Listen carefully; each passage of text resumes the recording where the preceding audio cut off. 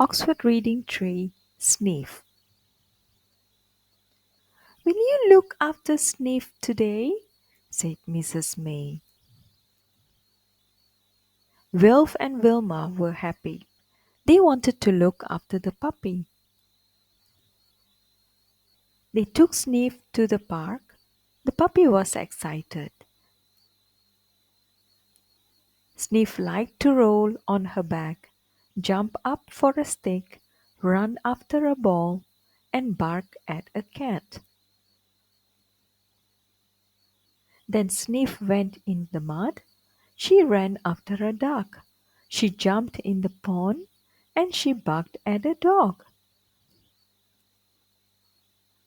"I am hot," said Wilf. "I want a rest." "I am hot too," said Wilma. "I want a drink." Mum couldn't find Sniff. She couldn't find Wilf and Wilma. Mum and Dad looked and looked. "They must be lost," said Mum.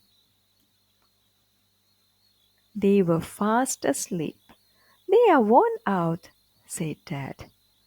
The end.